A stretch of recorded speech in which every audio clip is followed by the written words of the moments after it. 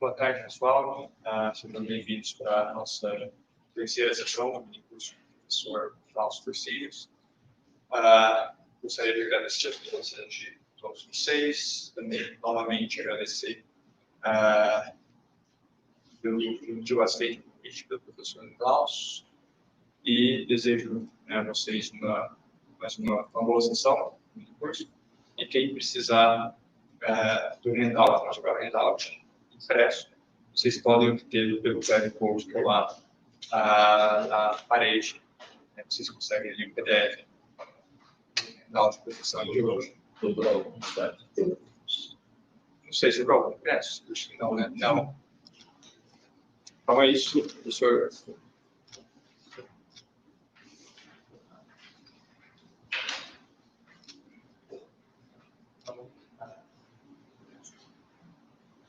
Então, eu começo agora ou vamos lá juntar? Hello, everybody. Great that you're here. I know that there is always attrition. This is the third day, and I'm glad that you're here. Hola, Gabriela. Good to see you. And we continue. But today's program is going to be rather relaxed because I'm exhausted and I just had a lavish lunch. And that makes me inclined to be a little relaxed in my attitude. Okay, so today I basically only want to do two things. There are 4 points. I'm still following the general program. But what I want to do today, I want to finish the discussion of the nature of practical deliberation, the activity, practical deliberation. Because I argued that practical deliberation just is the exercise of practical reasoning. And practical reasoning is the part of the rational capacity that Aristotle distinguishes. And I argued yesterday that this is that all rationality for Aristotle is essentially tied to principles. Just like in Kant, or the reason that rationality is the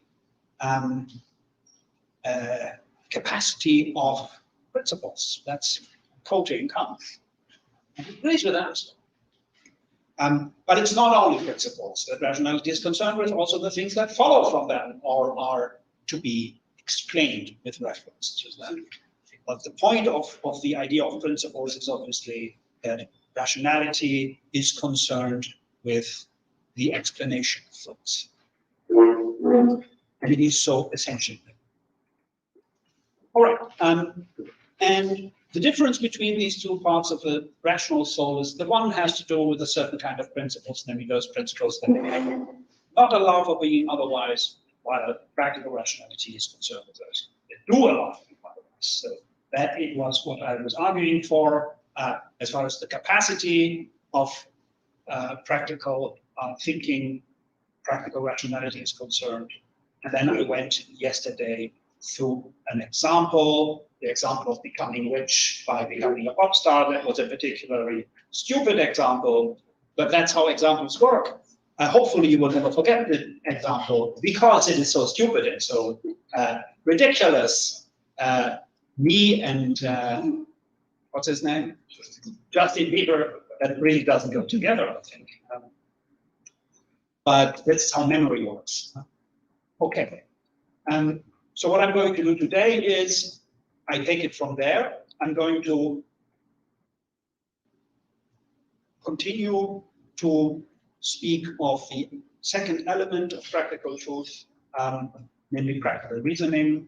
I'll drive home some of the points that I said about practical reasoning yesterday. And then I'm going to give you a first preliminary answer to the problem of practical truth. That will be an answer to the 4 questions that you find also on top of page 1 of the handout. The 4 questions, the conjunction of which I call the problem of practical truth. And then we all go home and have a beer. No, we don't. Then I'm going to try to offer you a more principled account of that same answer on the basis of Aristotle's account of the workings of final causes. Okay, and that hopefully will confirm or deepen our understanding of practical rationality and therewith of practical truth. So that is the basic idea, and I hope that this will not take too long. As always, please do not hesitate to interrupt me. Just raise your arm, and in the case that I should not see you, you can also shout. Okay. All right, can we start? All right, so you will remember the analogy of practical truth and the problem of practical truth that results, just questions that we have, that I think we have quite naturally once you follow me in analyzing the analogy in the way which I'm suggesting. Which I'm not the only one to analyze it in that way.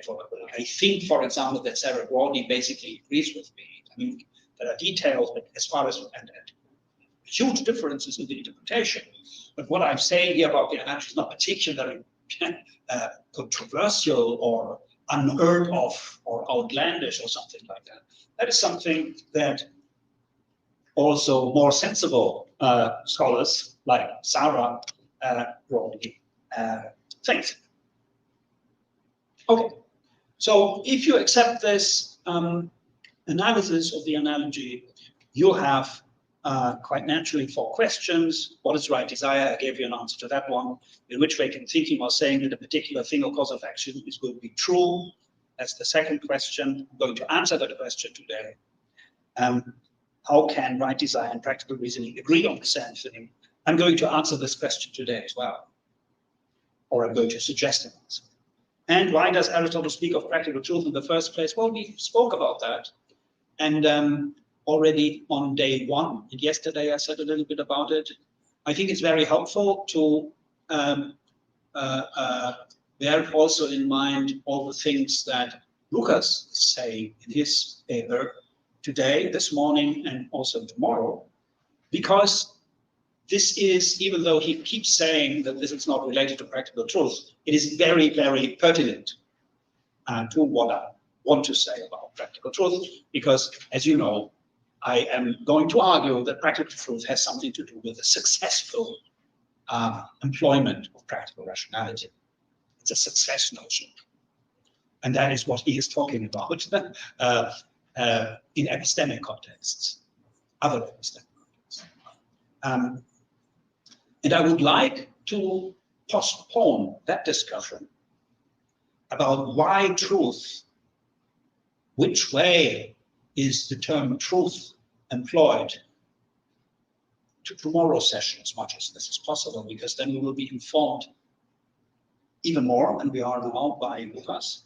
And we need to have something to talk about tomorrow as well. Because basically, in outline, I think I will be, at the end of today's session, done with the main argument. Okay? And I don't know whether I am going to be able to today offer you the deepened account of practical truth on the basis of Aristotle's account of the working of final causes. I might do this tomorrow as well. So then they're not only having a general discussion, they're also having some work to do for it. All right. So, point 1, what is practical reasoning, the activity? So this is just to recall and to remind you of the results of yesterday's discussion. Practical deliberation is or can be, I argued, a highly inventive kind of reasoning. Deliberative agents need to calculate with all sorts of states of affairs, persons, and things, and their causal relations. Indeed, it is deeply a causal relation, as Aristotle says. And they need to anticipate causal effects, causes, and they need to be able to anticipate themselves in their minds as causes of future states of affairs. which is why Fantasia is important. But the Fantasia guy is gone. Yeah. Well, but he has my understanding. It's quite a marathon that we're here. So practical deliberation, practical reasoning regards a domain for which there are no general rules, laws, regularities, or precepts. Otherwise, we could just study practical deliberation, how to live a successful life. That is not how it works. The best that we can do is read Aristotle's Ethics, which is a treatment of these things in a theoretical mode, but not practical deliberation. Practical deliberation is fundamentally concerned with particulars. Now, it is not concerned with them as particulars. When I think about a causal relation, I want to become rich, okay? And becoming a pop star is a way of becoming rich, and becoming like Justin Bieber is a way of becoming a pop star, blah, blah, blah. Then I am not thinking about any particular time here and now. I'm browsing through causal relations in the future. But it's not about that particular thing. I'm just saying how to do it. I'm offering an answer to the question how to do it. Okay? So deliberation as such is all about particulars in the sense that I want to use what I deliberate about for a particular case, here and now, or in the proximate future or something. But the content of what I am deliberating, the thoughts that I'm entertaining when I am deliberating, are not about particulars, then how to do this. So there's a general quality to them. But they are not universal in the sense that I am applying laws, or that there is a structured way of figuring it. Rather, it's about causal relations, how things could work. And that makes them not particular. It gives them a general quality. So even though they all regard a domain of things for which there are no general rules, laws, regularities, or precepts, deliberative agents, I argued, have to figure out for themselves how to bring into existence their goals from principles. And they need to figure out these principles in each practical situation. Okay, so practical deliberation is, as Aristotle says, in a way harder than many theoretical activities. The reason is that we need to figure out the principles. Now, you already seen that the principle that we're talking about here is an efficient causal principle. Which I trace back to me as an agent. But still, it is a principle because I am the first cause in a series of causal events that ultimately lead to the realization of my goal. I am a particular, the series of events that I'm going to bring about are particulars, and the goal that I thereby achieve, now I am rich, I have 100,000 real or something. Does that make one rich? No. 1 million? Yeah. That's 10 billion. Okay. Really rich. Really rich. But really, what I am thereby realizing is not me having all this money. I do this too, but it's my goal. That is a universal, Aristotle says. So this is a principle, and I need to deliberate about me or about the events that lead to the desired effect as a principle, because I'm thinking about them as members of the series. So if I go, you will remember this, if I go to the hairdressers here and now, and I have this plan to look like Justin Bieber in order to become a pop star, in order to become rich, then I am going to the hairdressers having in view this entire series. I'm figuring out how to become rich by going through the entire series. There is a continuity, a causal and realizing continuity, okay, between the different steps. And that makes the first step in the realization a principle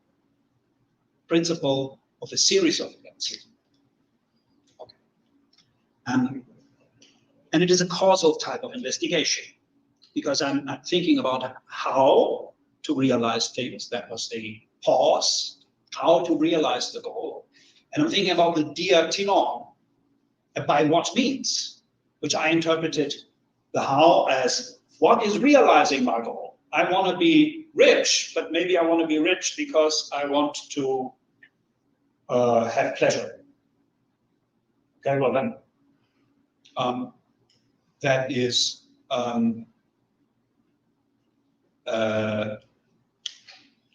what I'm trying to bring about, and what I'm trying to bring into existence.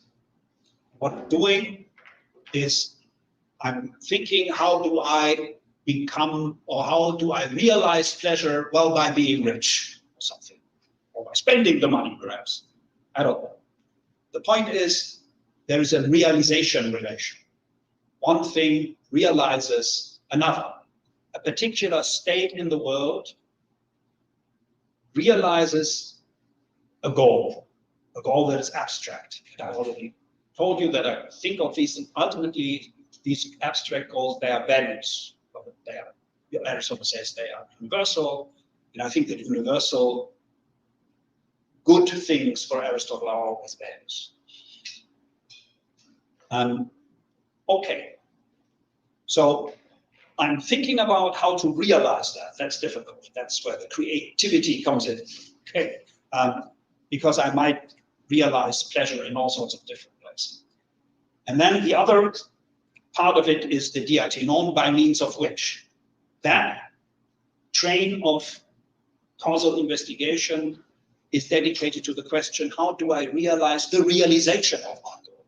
How do I bring about that state in the world of which I think that it realizes my goal? A simple example is a house. A house is a thing, okay? It's a physical or a physically detectable entity in the world. It's a house. A house is not a goal. A house is the goal for the person who builds the house, for the house builder. But it's not a universal goal. What is the goal of a house? Well, the goal of a house is shelter from, bad weather and burglars or whatever you might think, but it's a sheltering device. So when you build a house, you do this with a certain universal goal in mind, and that is shelter. Shelter is safety, whatever. So the house is the realization of that abstract goal. And a very intelligent person, someone came up with the idea, oh, let's build houses in the way that we build them. You can realize that goal also in other ways. You could go into a cave, for example, or whatever else you might think. Realize that purpose. But once you decided, I want to build a house, then the question becomes a more technical one. Namely, how to build a house. What are the necessary conditions for building a house? Foundation, stones, wood, and so on. Put this together in the way in which you do, and so on. And that train of thought is the diatinon, the by means of what. So one train of thought that constitutes deliberation is technical in the sense that you bring about a certain state of the world. It's a productive activity. You build something, you do something, you change the course of events in the physical world, and bring about something that wasn't there previously. You are engaging in a productive act. You're thinking about how to do that. And therefore, you need to have knowledge of causal relations as they obtain between things, and also about potential causal relations, as they could obtain and hopefully will if you have a great idea. Okay, so if you're a creative person, then you could think of something that nobody ever previously was smart enough to think of. You can know people and anticipate how they react. You can go awfully wrong with this, but when you're a politician, for example, well, that's quite a bit of what you're doing. You're anticipating other people's reactions or the people's reactions, generally. And there are just people who are good at that. And that being good at that means something like being good at predicting or identifying causal relations. When I do this, when I post that, this will happen. And then I can do this and that, and so on. Now that technical part, thinking about causal relations, is one also creative, potentially creative constituent of practical deliberation. The other was the realization of it. And there it really depends on your creativity, what realizes what. And actually we have quite a bit of freedom to do that. If we are creative and if we want to spend time on this, and maybe doing theoria is more interesting. Okay. So deliberative agents break down their goal to things that they are in their power, and that means that they break them down into teleologically basic things they can do here and now as the first step of a series of events leading to the goal. I'm repeating myself so that you will never forget it. So I'm saying these things 100 times because I think it's important to be clear about that this is a specific kind of reasoning. This is very different from what we find in deductive arrangements. So I said the logical structure of deliberation is not deductive and the principles are variable. And in cases of successful deliberation, they will lead to particular actions. Okay, and what the practical deliberation thereby achieves is universal. Quote, intellect related to demonstrations is concerned with the first and unchanging terms. Those are the principles. While in practical questions, intellect is concerned with the last term, which allows also for being otherwise. Now, this is me going to the hairdressers, yes or not. Here's the hairdresser. Is that the hairdresser? Well, yes, I think it is. Okay, I go.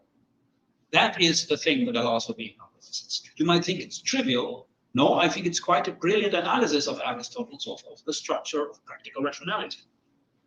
For these last terms, he goes on to say, are the first principles for achieving the goal, since universals are arrived at from particulars. So he thinks of this as a process of producing universals in a way, by realizing. You have a handout? Sorry. Do you have a handout? No, I don't have to. Well, there's a digital handout. I can't send. Okay, yeah. All right, so that was all repetition of what we did yesterday. And now I can venture to give you two preliminary answers to two questions of the problem of practical truth. Namely, how is desire right? And in which way can practical reasoned statements about the goodness of a particular object be true? I'm trying to give you an answer. This will be to some extent tentative, but I'm confident that we are on the right track. So, how is desire right? Or do you have questions so far about deliberation? I think I repeated myself often enough. Okay. So, how can desire be right? Desire's job in human action is twofold. Namely, to set the goal, which I interpret as setting the teleological context, that's how I like to call it, of the ensuing course of deliberation. Okay, so the teleological context is something that Fernando asked me about yesterday. The goal is the thing that I'm realizing, that I'm thinking about how to realize in practical deliberation. But practical deliberation is also driven by the goal. How? Well, by way of desire. This is how goals work, okay, for Aristotle. Goals don't do things, they don't push and pull. They are active in the world by virtue of the existence of things that are other than the goal and that desire them, or that do things on their behalf or doing things for their sake. So it's an asymmetric kind of causal relation. Goals don't do stuff They don't interfere in the causal circuit of the physical world. Rather, they are active by virtue of the fact that there are things in the causal world who act for the sake of the goal. That is how goals work. Also, in the case of human beings, I want shelter. Now that's I accept as my good. And I think about how can I realize shelter? It's cold and there are all these violent people here. They want to kill me or something. I need shelter. Well, a house or a castle or something like that would be a good idea. How do I do that? And so on and so forth. I wouldn't engage in that process if I weren't accepting shelter as a goal. But once I have it as a goal, it governs the entire process. It's the motor of my episode of deliberation, because I'm only deliberating because I want to be safe. And it gives me the goal of my deliberation. It gives me the and thereby structures the entire process of deliberation. Because there is, as I said a minute ago, this chain. Every step in an episode of deliberation can be traced back to the goal. The farther away I'm from the goal, the closer I am in deliberation, the closer I am to the realization of the goal. But each step is justified by the previous ones, and all of them are justified by the goal. So, right desire is the entity in us that sets the teleological context. Now that is only what desire does. It doesn't need to be right desire so far. That holds for every act of deliberation.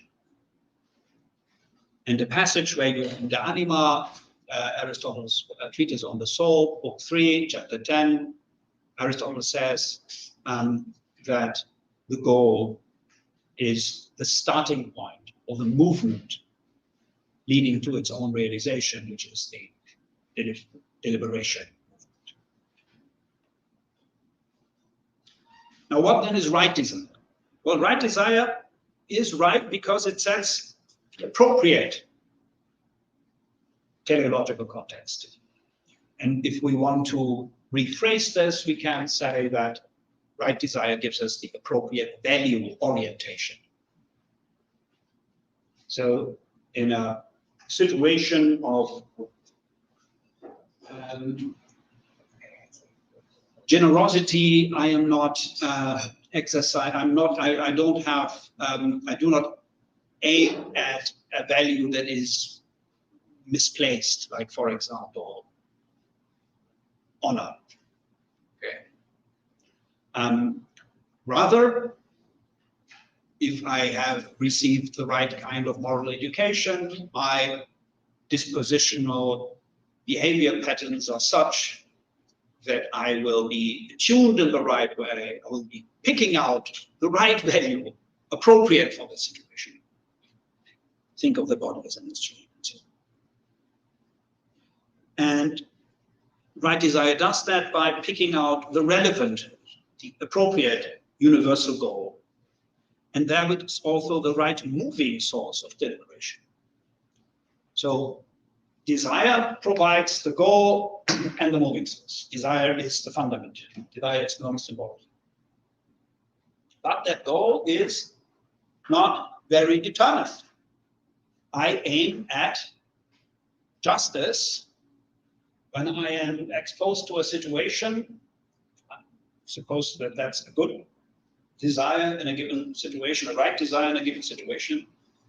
There are children and they're having a quarrel about how to divide a piece of cake. Then the appropriate value would be something like distributive justice. Oh God, we have to cut the piece, the cake in the right proportion, and so on. And what my desire for justice does in this instance is not only that it picks out the right goal, it also motivates me to do the right thing. It's the motor and the goal-setting entity. But just to aim at justice doesn't tell me how to cut up the cake. Just doesn't tell me that. It might tell me, oh, I want to cut it up in the right way. I want to cut it in the just way. You know, one way to react, for example, in such a situation is you take the cake and throw it away.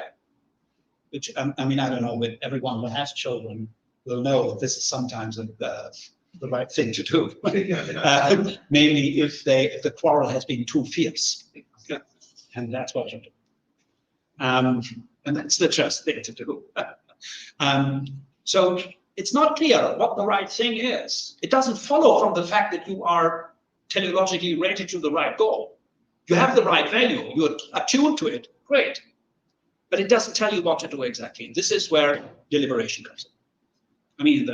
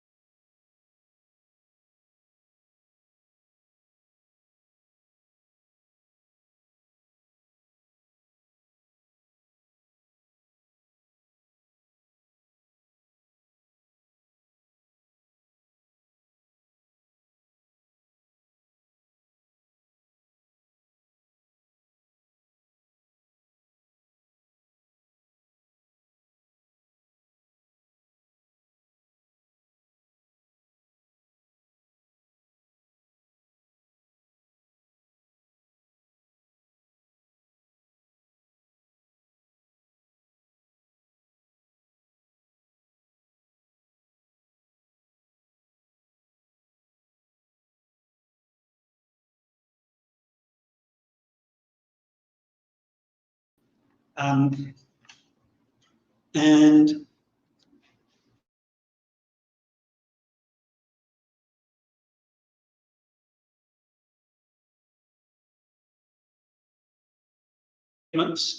about what the best realizers of the goal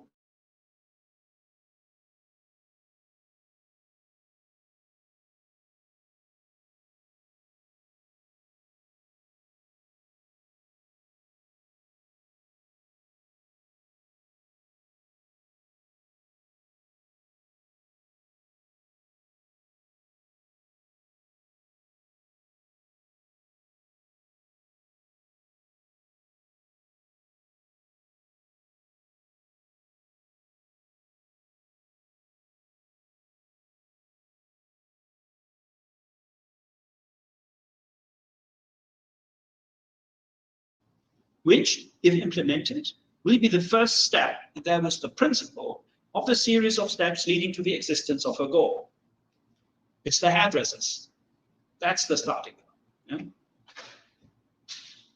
Practical thinking reveals these objects or causes of action to be good for the agent and hence worthwhile pursuing by revealing their capacity to bring the goal into existence. It will be due to their causal and realizing potential that these things acquire their value for the agent. So it's only because a house gives me shelter that I bother to build a house. A house without the goal of shelter would be neither good nor bad. It would be indifferent, or perhaps even bad, just a heap of stones in my way. So what decides whether it's good or not is the teleological context. And what deliberation does is deliberation transfers the goodness of the goal to the means. And it can only do that because the means help me bringing it about. And if practical deliberation is right, this is a good realizer of it, of the goal, and that these are good steps of doing it, then it is right. Okay? So deliberative reasoning reveals why these objects or causes of actions are good to do or to have, by revealing their causal and realizing potentials. Okay? So you see the goodness of any particular thing that practical deliberation tells me to do derives from the effect that this thing has as a cause for the existence of the goal. So efficient causality corresponds here to goodness. And practical deliberation reveals to me the goodness of the things and makes them attractive to me and worthy of pursuit, qua their causal potential to bring the goal about. And if I am right about this, that this will actually bring the goal about, then this deliberation will be true. The statement it issues will be true statements. The truth of the resulting statement of practical deliberation then lies in the correspondence between the reasoning's content, the identification of potential realizers, and their causal relations, on the one hand, corresponding to the factual, causal, and realizing potentials in the world at a given point of time. So if it's true that these are realizers of the goal, these realizers that I detect as realizers in my episode of practical reasonings are in fact realizers, then I will be saying something true about them. And if these means are going to be conducive to bringing about the realizer of my goal, then my cause of deliberation will be true.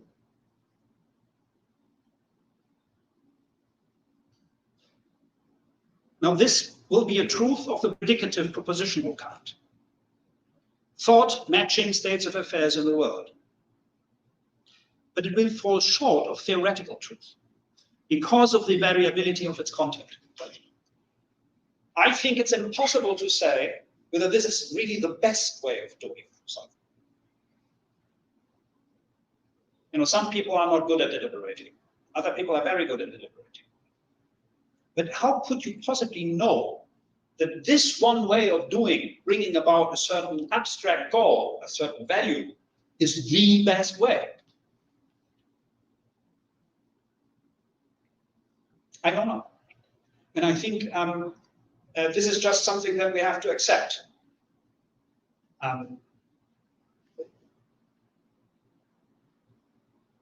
Aristotle doesn't talk about it, and if you were to say, well, here is a recipe how you can, I mean, then this wouldn't be credible because we don't know this. It really depends on our ingenuity and our capacity to identify realizers and also potential things.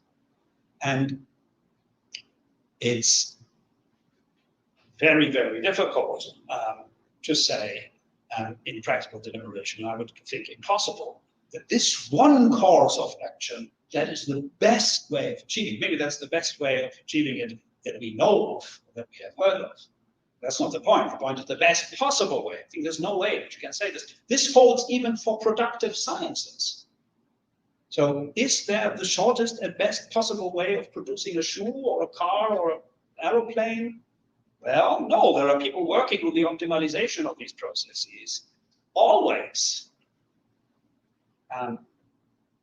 But it's much more likely that in that technical area, you will somehow exhaust the technical possibilities of a certain technology until a new technology comes. So I think it's not a shortcoming of Aristotle's account of practical deliberation that he can say that practical reasoning is true without saying that this is necessarily the best way of doing it. Of course, it's a little vague because even if you are pretty lousy at deliberating, but you will eventually build the house. It will be a miserable cave-like heap of stones or something like that. Well, but you do reach the goal. You know. So Aristotle doesn't have the means to differentiate between these two in his account of television as I see it. But I think that's not the point. The point is that you have a truth of a statement that the issue of practical deliberation is a predicative truth, thought matching reality, and the reality is in principle not knowable in the necessary way, because it is dealing with realizers and causal potential of things in a domain for which there are no definite precepts or laws or rules. So you cannot tell whether this is the best way of doing it. That's at least what I'm thinking about this. So true deliberation then will be dealing with truths, but with truths, if it's right, but with truths that allow for being otherwise. Not only because it could not be, it could be different, but also it could also just be wrong about the identification of and realizing potentials of things and their causal relations. In that case, that would be true deliberation. So the truth of practical deliberation is thought about the causal potentials, realizing potential of things, matching the actual causal relations, the actual realizing potential of things. Questions so far? Yes. Klaus, this deliberative thinking in our accounts very clear. I think I understood what you said, but I didn't quite understand how in our account setting the goal works. Because you are not committed to pure Jungian accounts right now. So there is a place for the adjective to set the goal. But I would like to understand it a little more. The role, the character, the axis plays in this. Yes, I will tell you. Because so the thing is, house will be the same. The design for a house would be the same design for the virtual design, for the vicious ones, for instance. Okay, I will try to answer this question by reminding you of the division of the soul: vegetative, perception, desire, that is kind of non-rational, and it's kind of rational. And here we have thinking Prof. Okay. All right. So, and here we have practical, reasoning, and theoretical, scientific and calculative. All right. So, what is the goal-setting entity? Well, I said that's desire. Okay. Now, desire is half rational, half non-rational. It's the part of the biological equipment that we are endowed with from birth, and as such, desire is something biological, and it is programmed through survival value, as we could put it in modern terms. And that is not always nice. That very often gives you the wrong, indecent kind of goal. Well, there is moral education. Aristotle talks about that in the ethics. That is designed to shape your desires in such a way as to attune your desires pre-rationally just by undergoing situations in a certain kind of way, by way of praise and blame, to tune your desiderative attitudes so that they are receptive of rationality in a given situation, you don't lose the control, and used to doing the right thing without knowing why it is the right thing. This is the way that Aristotle says it. Now, who does that? Well, an authority does that. Aristotle says so. It's not by way of mathematical argumentation that it will persuade you not to eat the third plate of the wonderful Venus fruit, Vina Minera, but only two. And this I learned from my parents, for example, or from persons whose judgment I accept without questioning it, because I lack the capacity to question it. And that is not a bad thing. Authority is not a bad thing for us. It's a very good thing. It's a necessary thing. We all acquire our primary behavioral patterns in that way. Because when we start out, ontogenetically, we just have no rational capacity that is in any way functional yet. So that's how we acquire our habits and thereby our moral character. Now, does that mean that Aristotle is a social determinist? Well, my parents happened to be such and such. Actually, they were peasants and their manners weren't the best.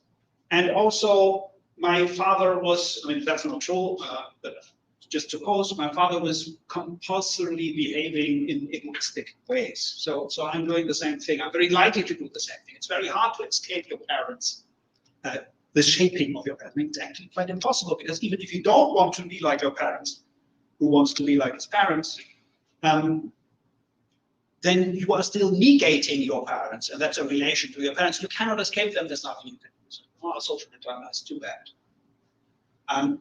But that is not all of it. You have also society, and you have institutions. And so there is something of that. And that is by way of institutions, I would think. I mean, there was no public school in Athens when Aristotle wrote this.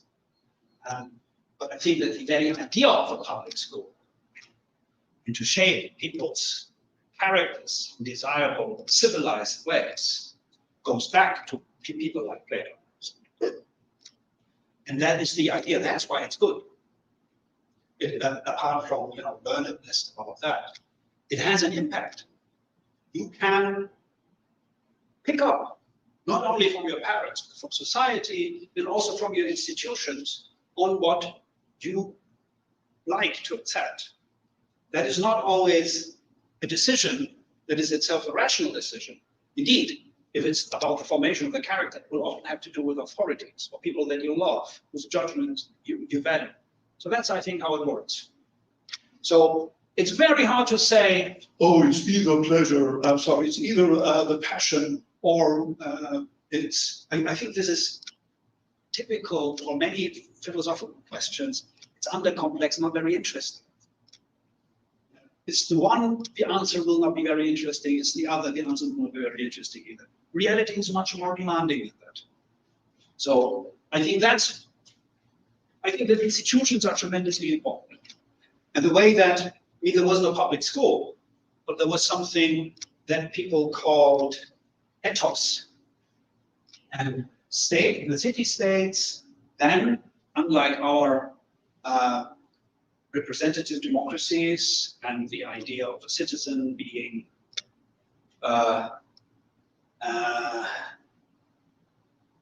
you have a state in which you are free to follow your own preferences in terms of which religion to accept, and so on and so forth. That didn't exist in antiquity, and I wouldn't like to live in a state like that, because we're forced to join the cults of the city and so on. But the laws of each city were massively interfering with the habits of the people. which is why Aristotle really believes that this is so important, that people who legislate, why he thinks that politics is a way of making people happy. It's not because he thinks, oh, it's either democracy or whatever else, oligarchy or something. It's because people's characters are shaped by the political community they live in, by way of habits. And the habits are dictated by the laws. This is what he and Plato seem to think. I read the laws of Plato. This goes even to what kind of sequence of movements they are supposed to make, what kind of music they should be exposed to, what kind of musical scales they should listen to. It goes into great detail. They were bossing their citizens around. But the idea is obviously that this is all a big machinery in the shaping of characters. And if it's a good legislative machinery, people will be happy, because that is the goal of the state. And so the answer to your question is, who sets the goal? Well, that's desire. Who determines which goal I accept, which goal I am governed by, what my values are? Well, if you're Aristotle, and I think it's kind of, unfortunately, very plausible, very much of it will be our social environment. But we are not determined by our social environment. And as always, I think that Aristotle is quite realistic about these things. He has no illusions. We cannot invent ourselves so easily. We can, it's not impossible, it's very difficult.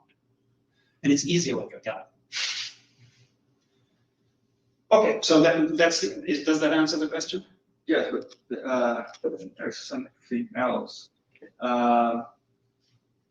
Pretty much agree with this what you said, but I should like to understand if you would say that the desire for food, like comida mineira, Yes. by a virtuous, by a virtuous man and by a vicious man, be described as the same. Why not? Or they are. That's a very hard general. Yeah, a very general level, of course, they are the same because it's the comida mineira. Yes. Exactly. But there is a specific way in which the virtuous person desires. Yes, I mean, I'm not a virtuous person. so I am not able to tell you. But here's what I mean. This is a very good question. I mean, it's an excellent question, and it's a serious question because both ways of answering them are quite interesting. Well, one thing that comes to my mind from the top of my head is, well, the virtuous person will not be carried away by her desire. So I am in my hotel and I think of comida mineira, and then I storm out in the middle of the night and I'm looking for it. I'm completely out of my mind. I really need to have it now. So, well, then I would be losing control. It's clearly not the kind of thing that would justify me behaving in a crazy kind of way. Now that might happen to a person who is uncontrolled, or maybe a vicious guy, a person who is gluttonous. So that would be, I think, a difference. It's an epidemic desire, food, drink, sex, huh? And you're not losing your mind because of that. I think that's a difference.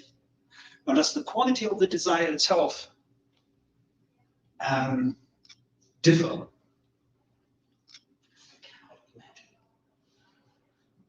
I mean, maybe what you desire. So if you have a base desire, you like to, for example, you have sadistic tendencies or something like that, the virtuous person's probably not going to have that. So there are certain kinds of desire that a virtuous person is unlikely to experience. But on your questions, the same desires for the same object. And I find it hard to say. Why should it be different? Minera tastes as good to the virtuous person as it does to the vicious person. Perhaps it tastes best to the aggressive person. It was a bad joke. Do you have an answer to this question? I do not. I'm trying one, but Yeah, well, then tell me about it. It's interesting. so I'm really not sure it works, but I agree with this scenario. So the weight of our institutions, etc., as I think it's not only in this side of the court, but it's also in our entire landscape, because Yes. there's fear from punishment. You mean this? Yes, exactly. No, I agree with that. Yeah. Okay. So in a way, the virtuous person is the one who well has her desires formed by this very complex. Yeah, but you know, but Aristotle. I mean, we're talking here about right desire. No? Yeah. And so, and in a way, we are not adequately discussing it, because here we are talking about part of the soul that is desire. But Aristotle thinks of the origin of our desires really the behavioral patterns that we acquire. So those are states, character states, dispositions to desire things thus and so, and not differently. So, and these character states we acquire in the way in which we said, and that is by authorities. And if we have no authority that educates us, then our environment will take care of it. But we cannot help but acquire a certain disposition, because this is what we are built like. Just by engaging in repeated behavior, we'll acquire the disposition to behave in that same way also on future occasions. So you cannot help but acquiring moral character. And the question really is whether you have a good education. If you have a good education, you have authorities that guide you in the way such that you identify the right value of a situation, and so on, and don't lose control. But that, But I am pressing this question about how the desires of a good person and a bad person are saved, because it helps answering how the best deliberation take place. Because if they are the same, there's this question: how would we know which is the best way, the best deliberation? Yes, Aristotle is pretty clear that at least for the virtuous person, it's not any way. yes. The way has to be a very good one, but not just that. The most efficient and the morally. Yes, that's what he says. Yes. And if the goal, the desire, is shaped and described in a more detailed way, Then it's easier to say yes, what the criteria of good. Yeah. Okay. I mean, you can approximate. I mean, even now we can tell, you know, if I build a house of marshmallows, that might work for a night, but not for long. So that's not a good way of realizing safety. yeah. I thought about the house example, like a vicious person would buy a very big room for lunches and diners for many people, like that. As a virtuous person might not think that this is interesting. So that's okay. But if he has magnanimity, he has to invite Yeah, his political community and throw a party. But I think about second half of the That's so you have this ascetic version of it. Yes. I think you should. desire will not be the same. Yes, that's what it not be the same if we try to describe in The one way. yeah. Way. Of course, they are the same because the motive can be described the same. It's food, sex, is house. But the house is not the same, or not described exactly in the same way for the virtues and for the vicious and the virtues. Yeah, maybe, but I mean that's very plausible. Just and Aristotle only gives us the bare bones of an account, so that empirically, probably things will be quite mixed. So a person who wants shelter does not only want shelter, also wants other things, and it's all not very clear. Lucas. There's just a figure on this. I think numbers start flying towards the direction where I wonder why not saying from the start that does it seem to be the same moment for the virtuous person and for the vicious person? Mm-hmm. In a very general level, it is the same moment. Yeah. For instance, food. Or even a cake, okay, a piece of cake. So the vicious person desires cakes, let's say, with no limits. But the virtuous person is not the same thing. He wants cakes as long as cakes are integrated in larger context and preserves health and is also not causing any kind of damage or this kind of things. Then you have actually the different appropriate options for each desire. And on the general level, is the same option, but general level doesn't matter too much when it comes to those issues about the rightness of the desire and the truth of the practical reasoning, I guess. I think it's this what I want to say. That it's the same as they have different objects at the end of the day. But we are working with this types of desire, like activia, of course, it's food, drink, and sex. So start in very general terms, are same for everybody. But when we try to understand what is food for me, like what's the food that motivates me? Well, it's comida mineira. What's the drink that motivates me? It's not what my students drink. That is alcohol. That is a very bad kind of our age they drink. So that's not what I want to drink. So that's not drink to me. You see, that's where I You do not follow. Yeah. I agree with everything that Lucas said, but that doesn't make the object different. Now, Lucas has this idea with being appropriate. Yes, but what determines the appropriateness here is the quantity. And there are other overarching, there's a certain order in my epitometic life when I'm virtuous. And Lucas pointed that out.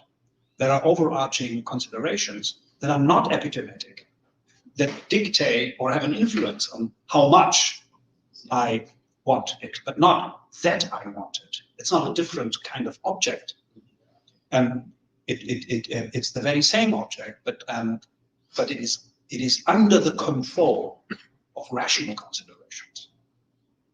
And that makes the object, that brings about a difference in the object, but it doesn't make it a different object. That's where I mean, as if people were desiring different food. No, they don't. It's the way in which they desire this end. That was your That process this. It's a mode of desire. Exactly. It's the same sort of object. Exactly. And I think this is exactly it. I was thinking of the object, the notional object, just what fulfills the genitive appropriately in the desire of Yeah. something. I mean, this is. Yeah, but look, this is tricky. So you can say cake, you can say comida minera. That is the object. How will you, so the modality with which I file,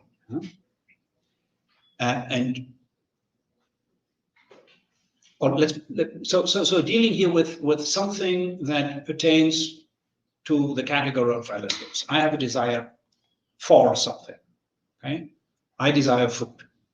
Now we just agreed, at least Eduardo and I, we agreed that the difference between the desires for, epidemic desires between a virtuous agent and a non-virtuous agent is not the object, but the way in which the object is desired.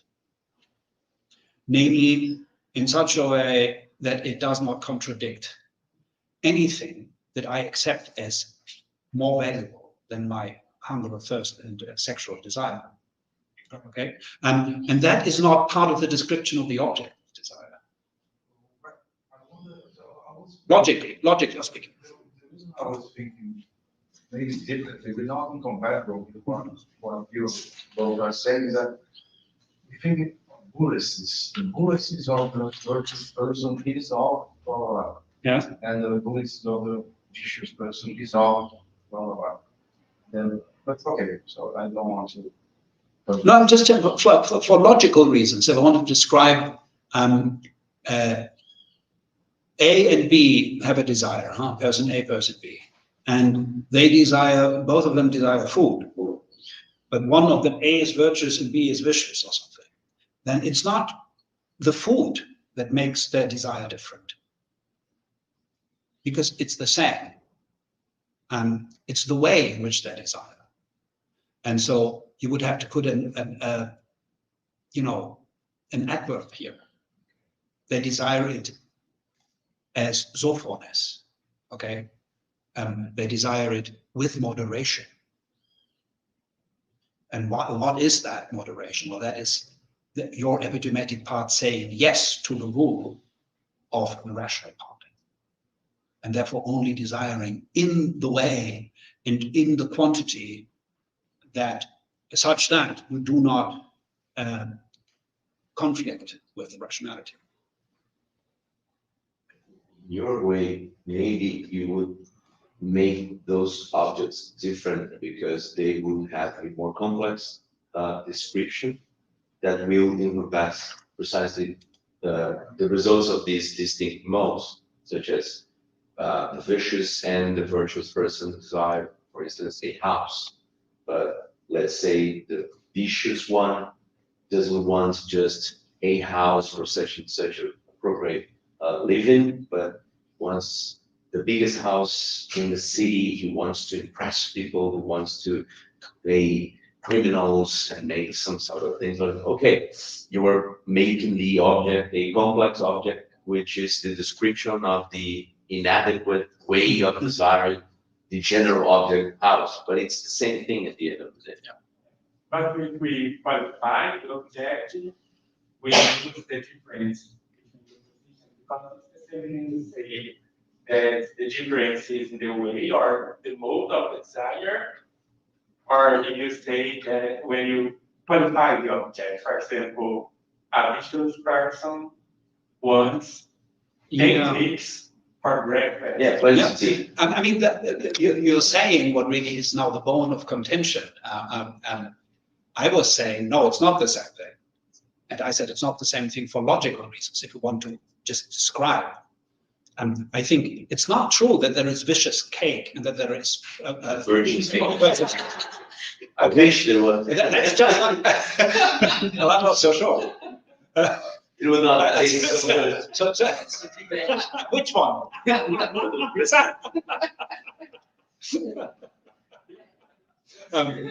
So you don't want to end up saying that.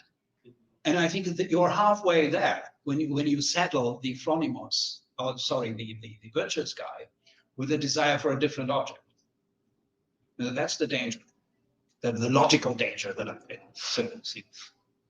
But yes, of course, I mean, you can describe it. I mean, but I don't think that Aristotle conceives of the vicious agent as someone who doesn't feel or is incapable of feeling intensive pleasure of the appetitive kind. Why not? I mean, as long as it doesn't lose control and it doesn't interfere. But life is beautiful. So many nice things. Yeah, go and have them. In moderation. Pan met von Aristotle.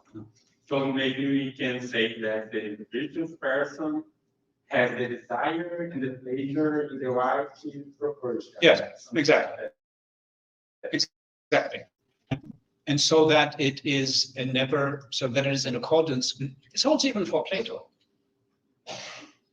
By the way, I was quoting the Republic, basically, when I talked about moderation. So it's not that there is no, even in Plato, that it's not that you have to eat boring stuff. Yeah, the question of measure and rules makes the difference between. Yes.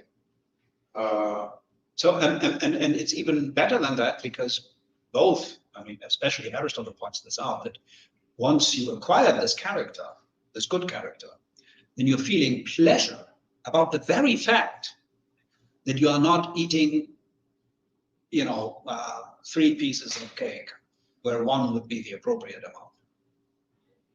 amount.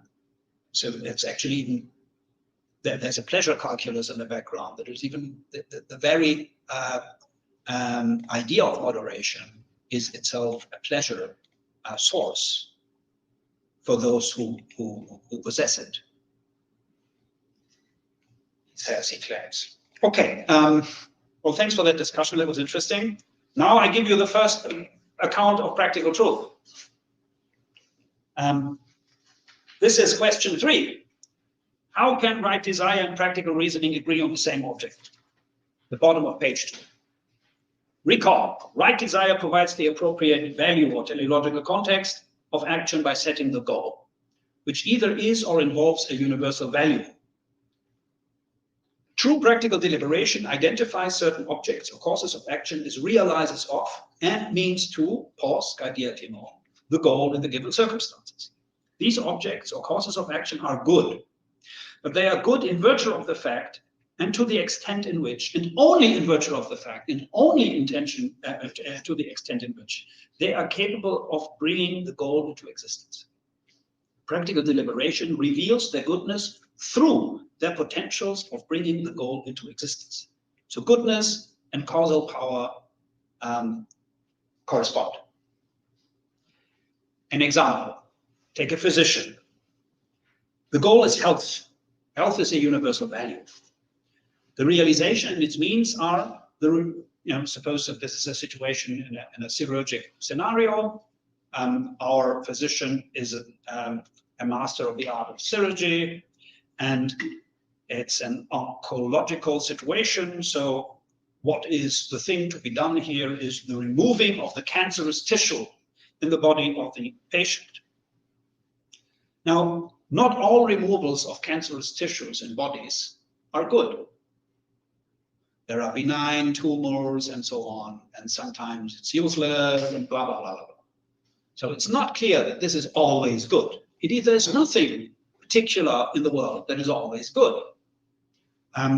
So the goodness of the removal of the cancerous tissue is borrowed from the good-making feature. That's the goal, that's the value, that's health. Because in these circumstances, given this patient, as things are here right now, that is the realization of health. Health is, in this moment, in this particular situation, identical to the removal of the cancerous tissue. This is what health is in the moment. That's the right thing to do in the moment. Yeah, you could also cut the leg of the patient, or the patient might have another disease, but let's not talk about that. This is a cancerous patient. Here is a cancerous tissue. Here am I. I'm the physician. Here's the knife. I know that when I remove the cancerous tissue, I will make this patient healthy. And by making this patient healthy, I will realize my goal, health.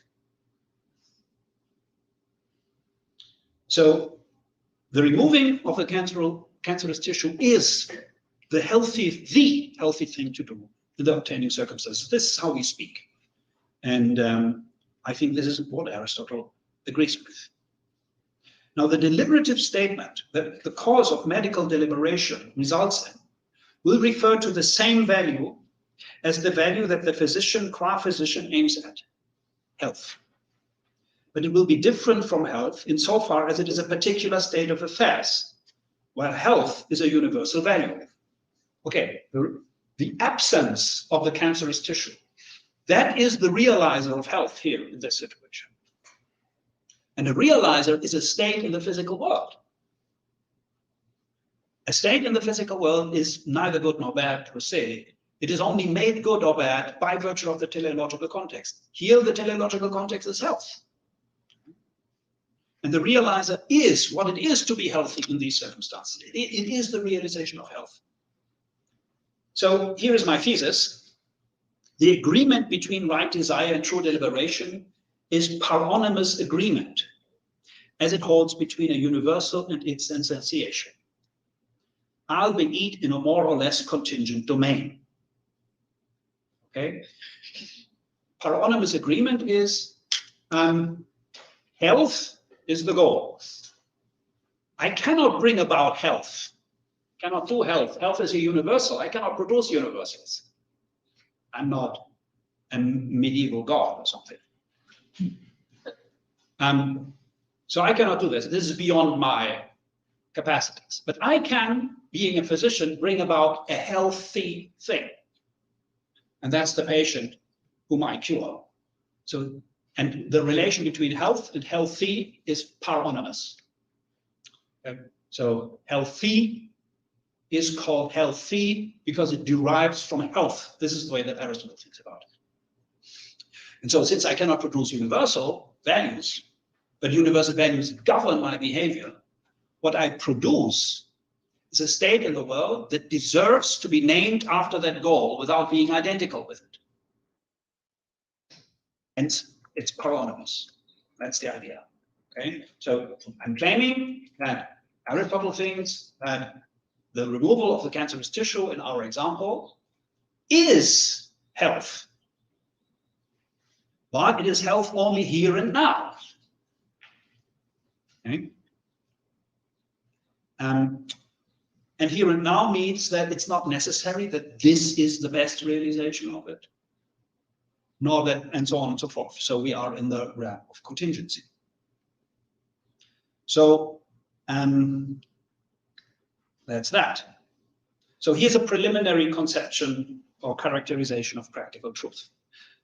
Right desire and practical reasoning agree on the same object as follows.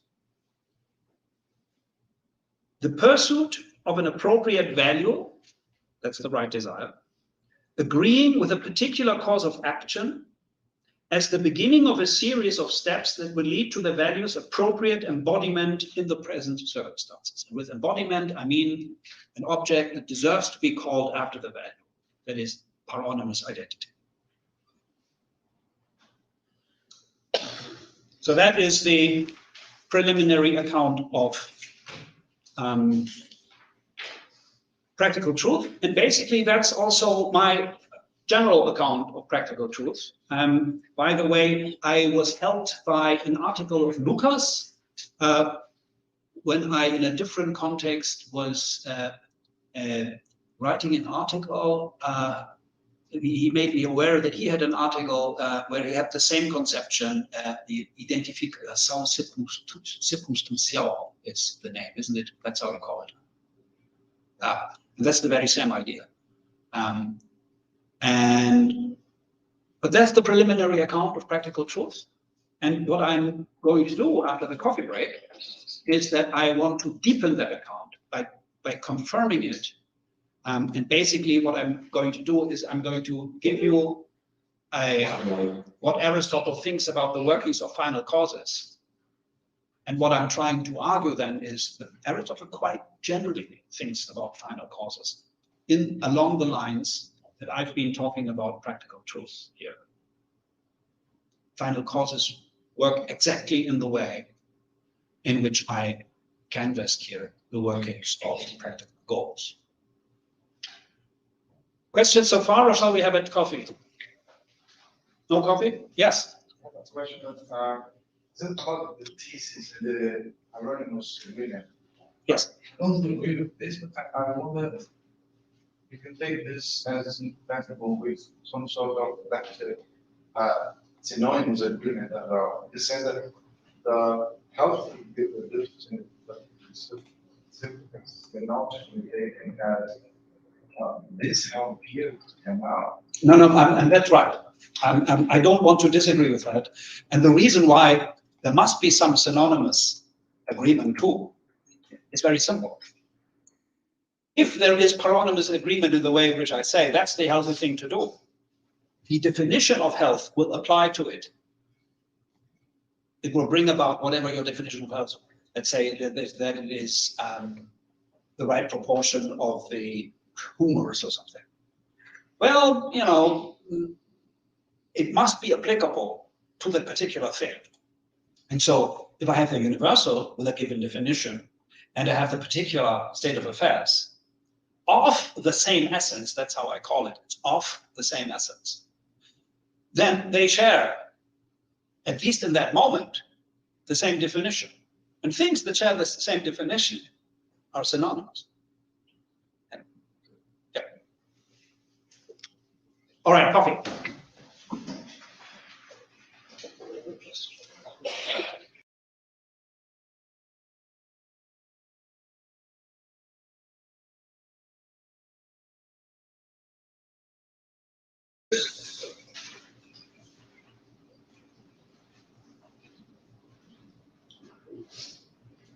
Okay, so I go.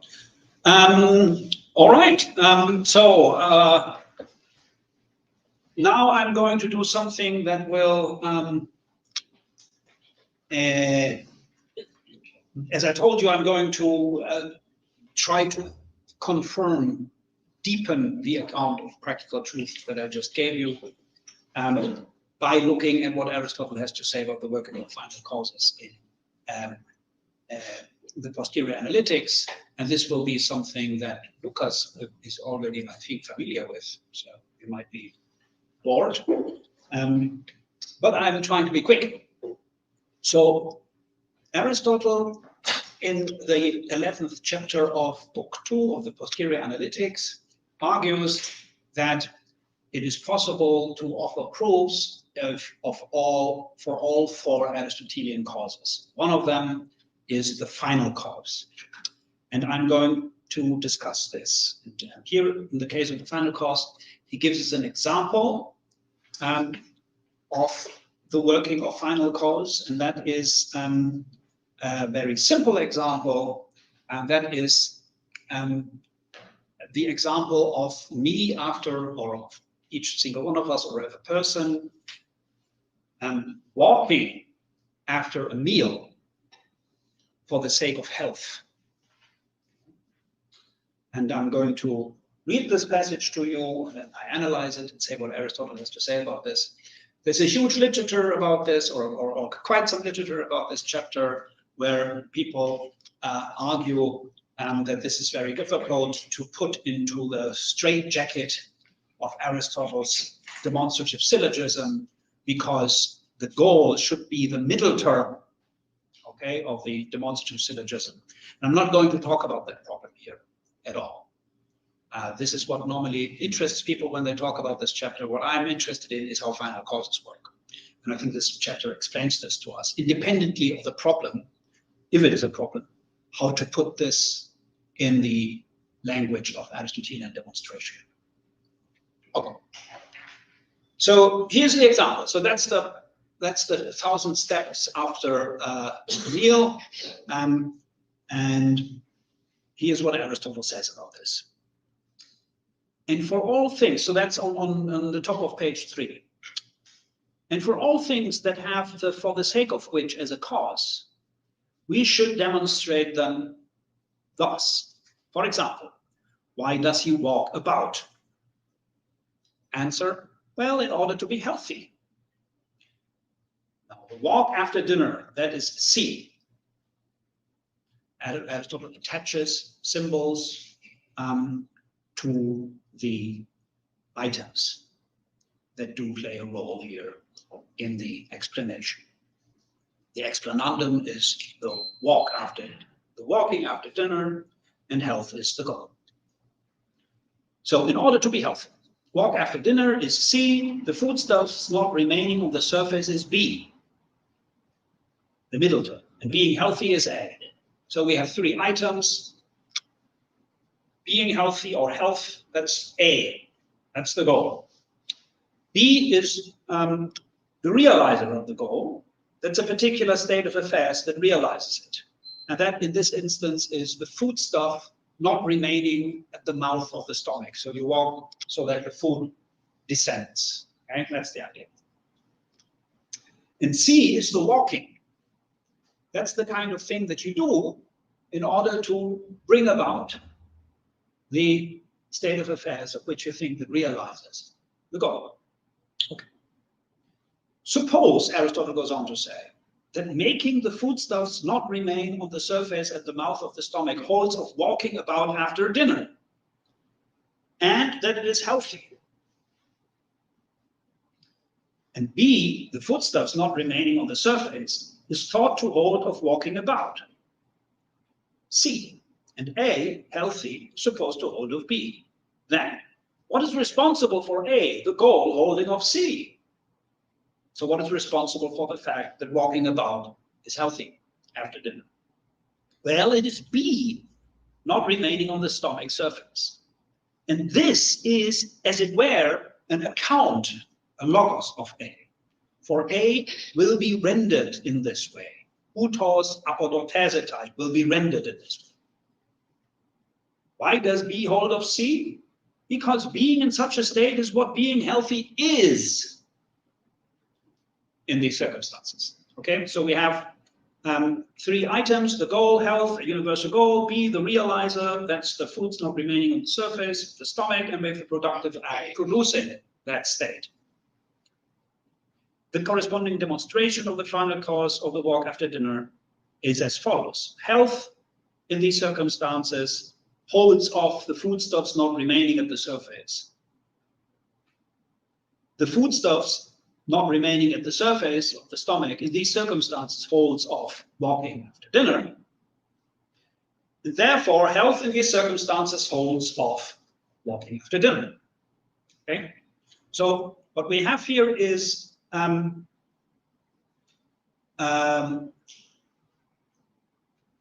demonstration that puts the items into the appropriate relation so that we see that why it is the case that walking after dinner in these circumstances is healthy.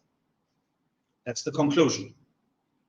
Now, this is interesting for a number of reasons, but let us just focus on what Aristotle, the basic idea of the working of final causes that is at play.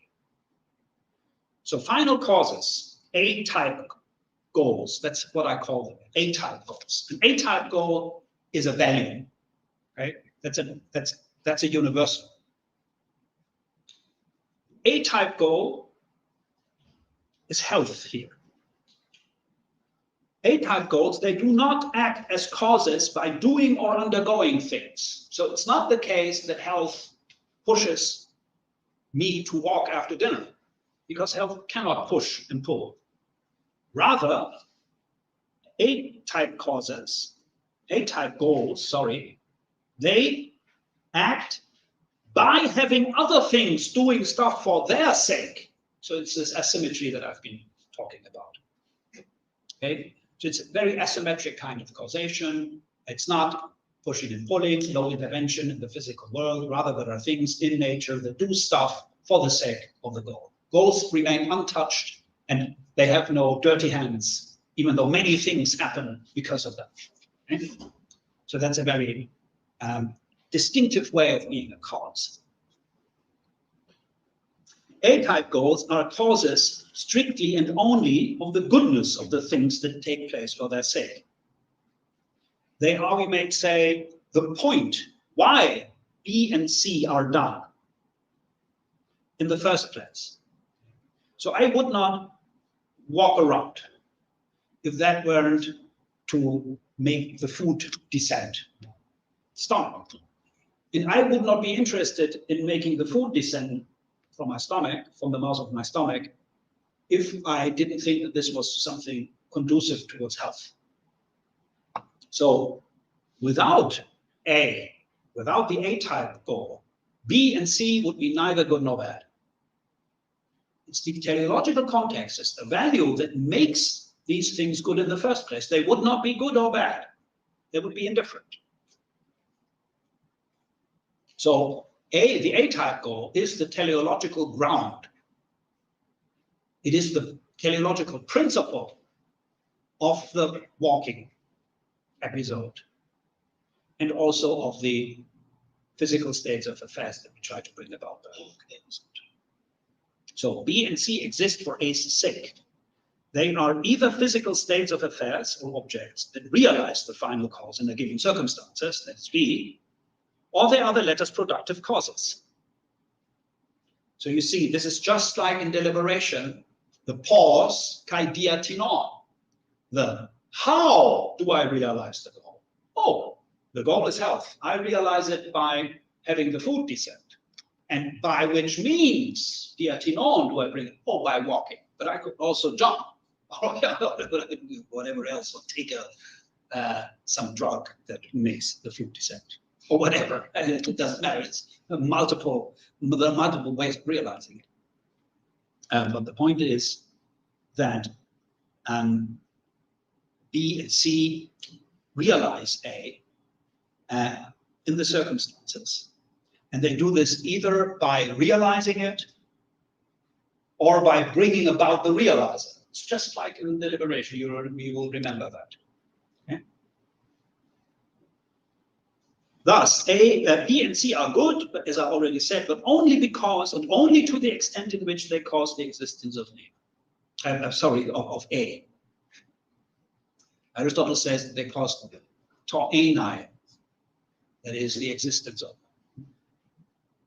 So A is the good-making feature in the teleological principle, and thus also the norm of B and C, providing them with their criteria of failure and success. Without A, B and C are neither good nor bad. However, insofar as B provides such norms for C as well, we judge productive causes by their efficiency in bringing about B. B can be regarded as a certain kind of goal as well. So the realizer can also be addressed as a goal. I call them B-type goals. So the immediate goal of my walking is to remove the food from the top of my stomach. But that's only a goal because of A, because of health. But B provides norms, criteria of failure and success for my walking. If my walking was only successful if the food descends. Okay, so there is some kind of teleological relation between B and C. That's involved. And of course, there's a teleological relation between A and B. But the teleological relation between A and B is not the very same teleological relation that obtains between, well, it's not in all aspects the very same relation that obtains between B and C. Why? Well, because the relation between B and C is efficient causality. C produces B. That's the basis for the teleological subordination of C under B. But in the case of A and B, B is not efficiently causing A. It is realizing A. So you might criticize what I just said when you have A, B, C, that in the case of the relation between A and B, we are dealing with a different relation, namely the realization relation, from the relation we are dealing with when we compare it with the relation between B and C, which is the relation of efficient causality. So it's by virtue of realizing that B is subordinate to A, and it's by virtue of bringing about that C is subordinate under B. But I tell you, this is not a problem because Aristotle is interested in the teleological chain of things. And insofar as one is subordinate to the other in the teleological way, he is dealing with the same relation. But B is teleologically subordinated to A by virtue of its realizing function. But that is relevant, still teleologically subordinated. And C is subordinated to B by virtue of its efficient causality relation. But that is immaterial here because we are talking here about final causality only. And both, it's true for both B and C that they are teleologically subordinated. A, the way that Aristotle thinks about that. So he's not committing a blunder here. Okay, and he's right. This is all teleological. The relations are teleological. Okay. Yes. So, could you just say a little more about the difference between the efficient relation and the realization? Yes. I can understand the first. I just didn't get how is it different from reality? Yes. So the point is that take the relation between B and C.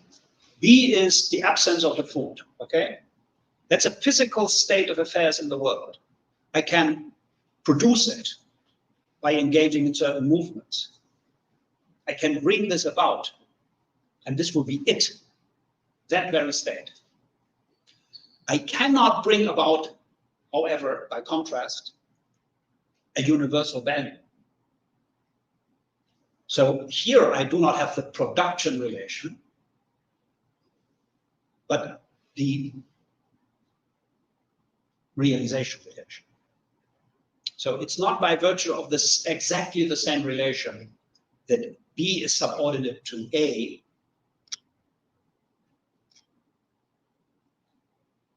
than the relation with which C is subordinate to B.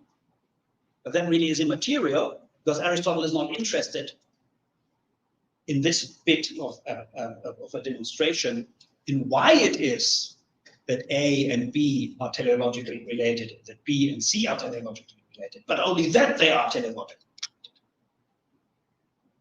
So he is correct in applying, I would think, in applying the same relation by saying A is for the sake, B is for the sake of A, and C is for the sake of B.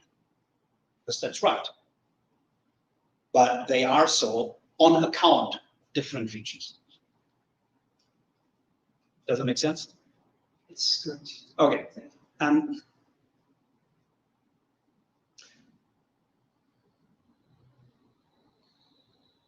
Or B-type goals realize A-type goals, and in virtue of this are situatively identical with them. The same goes for the action that is productive of the B-type goal.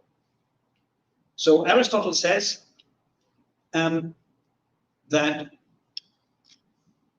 A will be rendered in this way, utos apodothesetai. Okay, so there is, that's the point that I made with the physician example, that the removal of the cancerous tissue is healthier in the moment. This is how Aristotle speaks here. He says, well, that is healthier in the moment. It's not the cancerous tissue, obviously, it's the food not remaining at the surface. But the point is that he's talking about a situative identity. Here and now, that's what health is. This is how health is rendered in this moment, in these circumstances. So it's an identity relation, of which I said that it's paronymus. A-type causes are generally explanatory. That is, they end the series of why questions and are starting points for series of explanations. Only if they themselves are not for the sake of something else. So that's an ontological point. In order to serve as the teleological ground for B and C, A-type goals have to be intrinsically good. Aristotle does not explicitly say so in chapter 11. But that's just a requirement of genuinely explanatory causes. If the highest goal here were the removal of the cancerous tissue, or the descent of the food, you could still meaningfully ask, why isn't that good? Why should I do this? A state in the world doesn't give you a teleological context. It doesn't explain why it's good. Only things that are intrinsically good can explain why other things are good. And that's the whole point of the demonstration. You want to know why it's good. You don't want to know what it produces. You want to know why it's good. And final causes, teleological causes, are strictly and only causes of the goodness of things. They're not causes of the existence of things. The causes of the existence of things is the doctor, or is me if I walk. The goal only provides the teleological context. And in order to provide that context, it has to explain why B and C are good. And only universals can do that. Only universals are intrinsically good. There is nothing in the world that is a particular that is intrinsically good. Why? Well, because there are contexts in which it is not. Comida minera can be very bad under certain circumstances, which I cannot imagine, but yes, that should be possible. So no particular state of affairs can be intrinsically good. This is why A-type goals have to be universals. And Aristotle says so. But this also makes them invariably good. In the case of human action, A-type goals are values. Now, what is the contrast to that? What are other intrinsic goals? Yes. And in the case of living things, so living things are goals. I mean, living things have goals.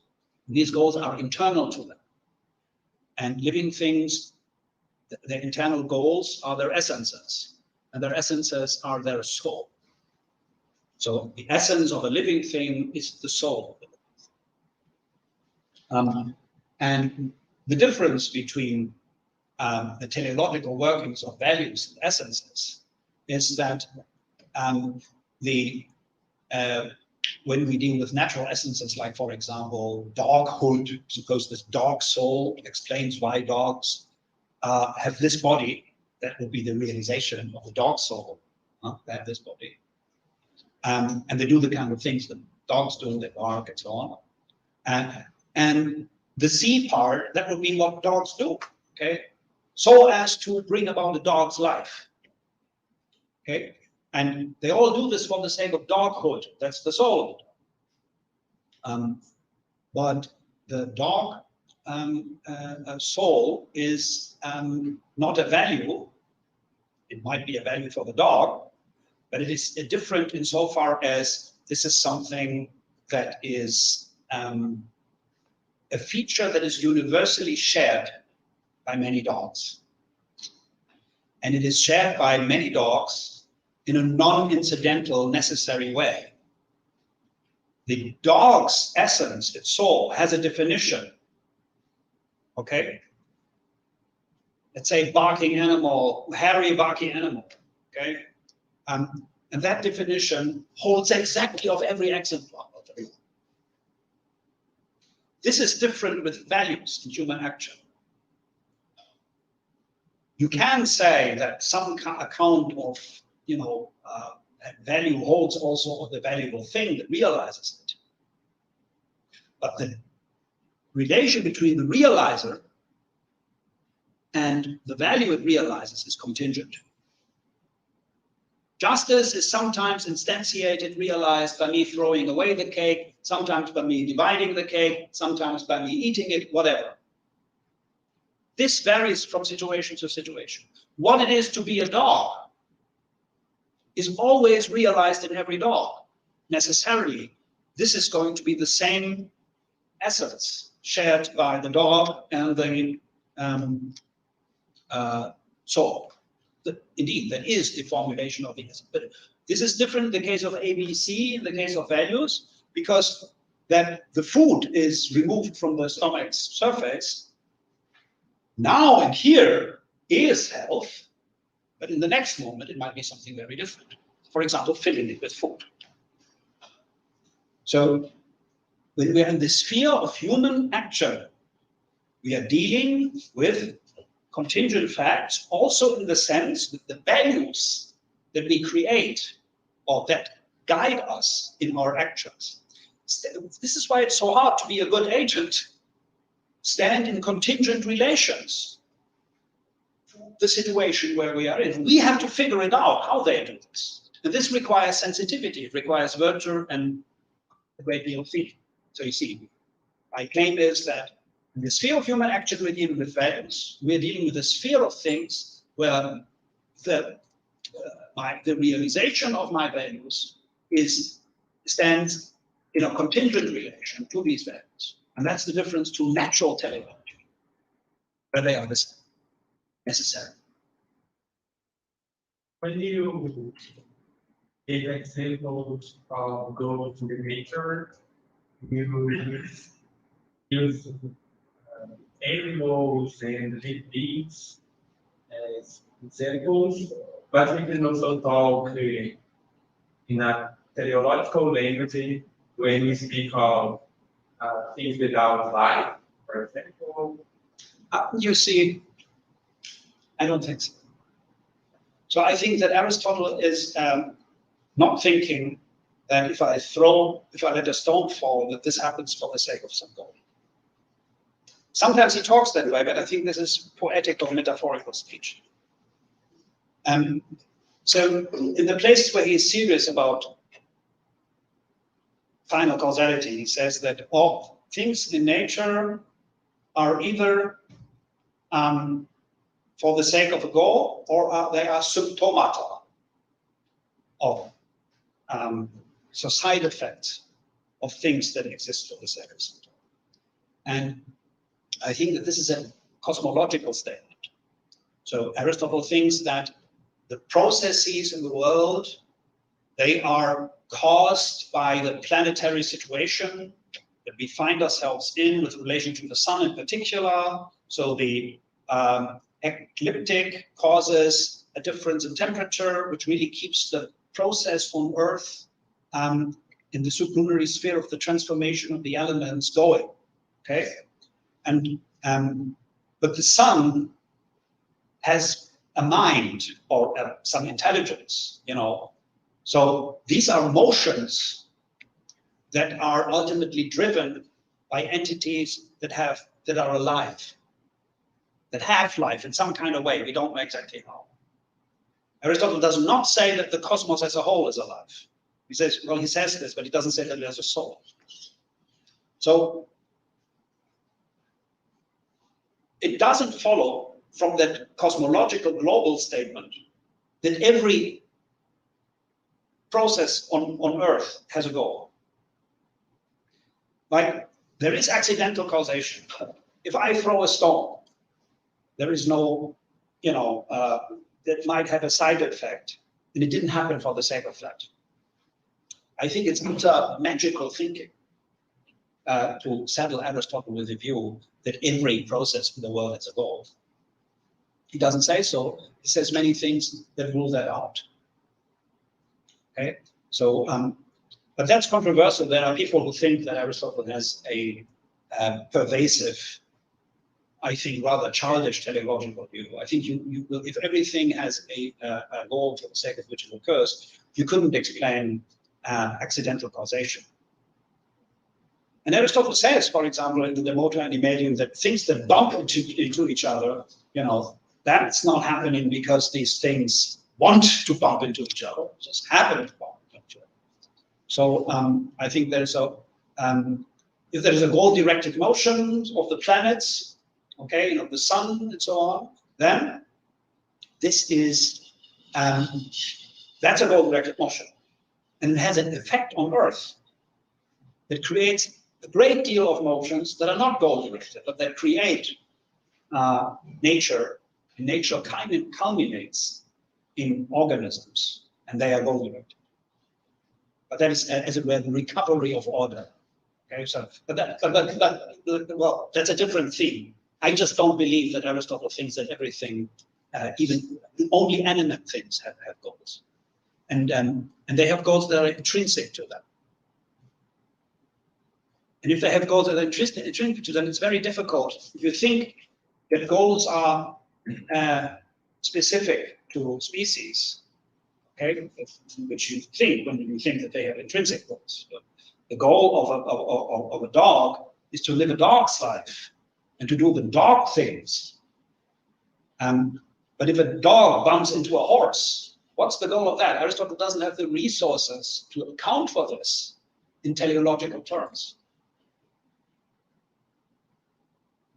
Okay, so transgeneric teleological causality is very difficult for Aristotle. He cannot, as a natural philosopher, he cannot explain it. Maybe he has something to say about that as a political scientist, and maybe as a theologian, but not as a natural scientist.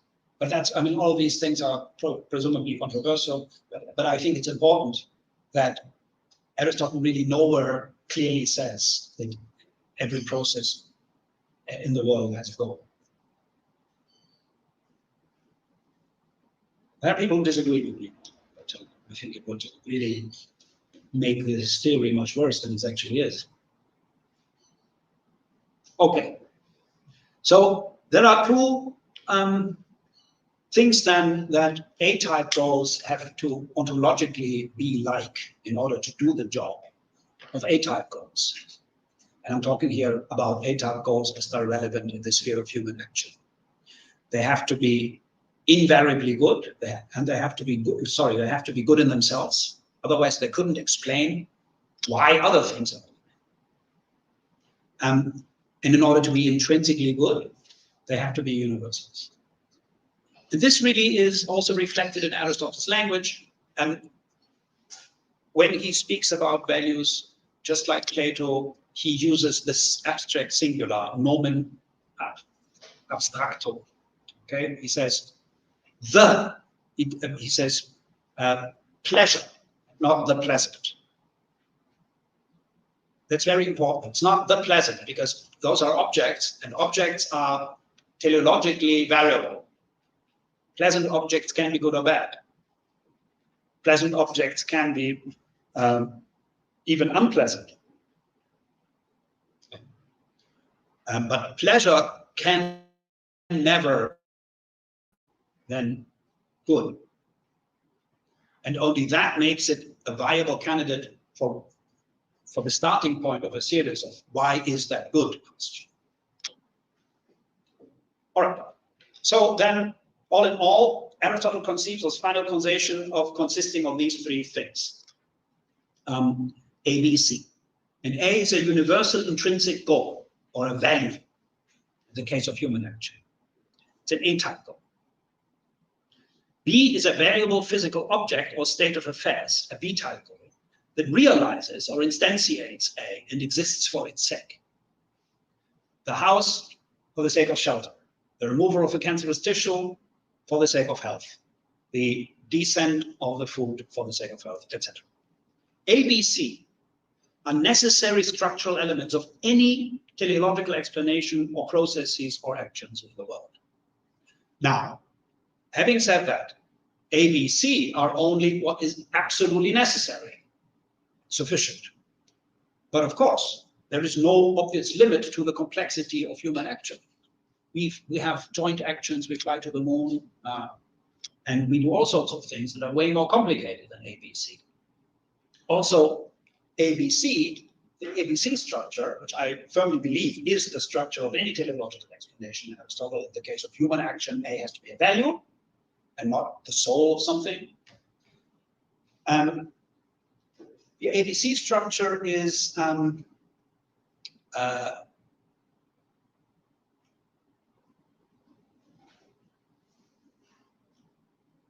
this is what you can detect in every teleological event. As I said, necessary structural elements of any teleological explanation. And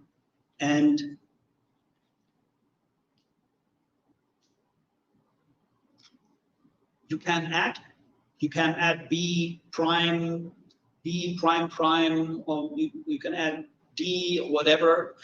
There is no limit to the complexity of actions, but you always need ABC. If you don't have A, you don't have a teleological context. If you don't have a realizer, you don't have nothing to produce, and you would be running around without a goal. And if you don't have C, there is no realizer, no thing, no productive act for the realization of the state of affairs of which you think renders your being in question. So this, I think, really is the structure of any teleological explanation. Okay. Now B and C together account for the existence of A in the following sense. They bring about an A-ish thing, albeit not as A. I cannot bring about health, which is an intrinsic and universal goal. But I can bring about something that has A as its property, expressed typically paronymously, as for example in healthy, where health is the A-type goal. So that's the paronymous identity I've been talking about. The meaning of healthy in such instances is what health demands in the particular circumstances. It is the healthy thing to do in a situation in which health is the relevant value. The healthy thing to do here and now will therefore be situatively identical with health as a value. In the practical domain, the relation between A-type and B-type goals will be contingent. So that is how I think final causes work in Aristotle. You need the ABC structure, and what you thereby produce is an object or a state of affairs, B, that is situatively identical to A. Healthy thing. That is the removal of the cancer tissue. But here and now. Okay? And I think that this is exactly the same structure that I explained we are dealing with in the case of human action. Not all teleological processes for Aristotle are instances of human action. I said that's a very special domain, a very complicated domain, because human action has to do with contingent facts and also with realizers of values. And values are contingently related to the things that realize them. And that makes it exciting, but also very difficult to do the right thing. You have to understand what justice is and justice requires in the particular circumstances. Okay. Questions?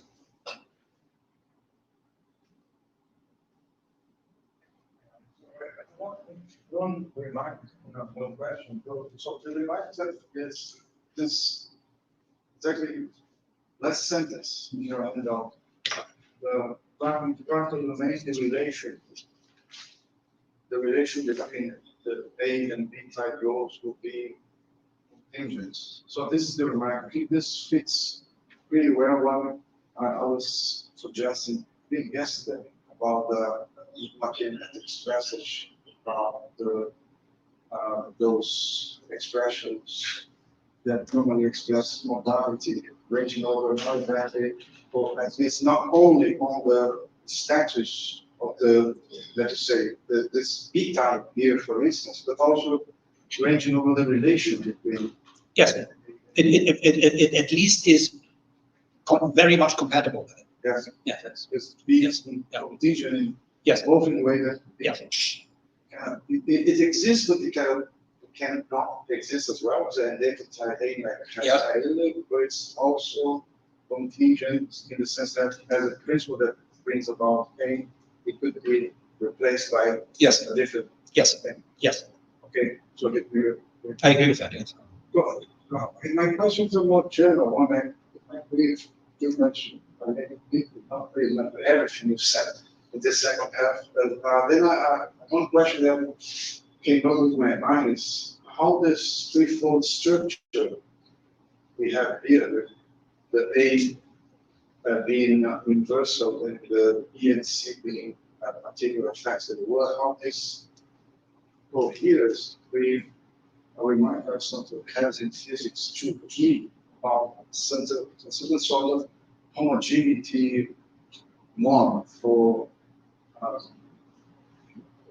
identifying causal relations, because what I said at the end of this chapter, We don't have that in the correlate chapter in metaphysics delta. That's interesting. We have that part only in the physics 2-3. It has, if we are focusing on an exponent which is particular, or focus should be particular, we are focusing on something which is denominating, we should investigate on those which is denominating. Even if we have an exception, A is a universal, then C is a particular. I'm not saying that this jeopardizes it. It's a challenge. Well, it is. I mean, the example in physics 2-3 is the sculptor. Yeah. So you can say the art is the cause of the sculpture. Well, that's kind of right, but not specific. Well, it's a Greek sculptor. Well, okay, that's right. No, it's Polycletus or whatever it is. And it's not him sleeping and so on. So you can be very, very specific. Now, I honestly think that that would not work for final causes. I don't think that there is a more specific final cause of this particular and moving in this particular way than for ants generally. Or maybe that's controversial, but maybe not for that ant, that particular ant at different moments. Okay, it doesn't change of the ant's life. It doesn't change its final cause. So I think the sculptor example is, by the way, that's super important. I think for the individuation of causes, and it kind of mirrors a little bit what Plato says in the 4th book of the Republic about correlatives. And indeed, cause and causatum, they are correlatives. And so you have to cash them out on the adequate level of generality. And that's the essence of that passage, and it's super important because it does away with a great deal of confusion in our talk about causality. But I would think that final causality is not as fine-grained.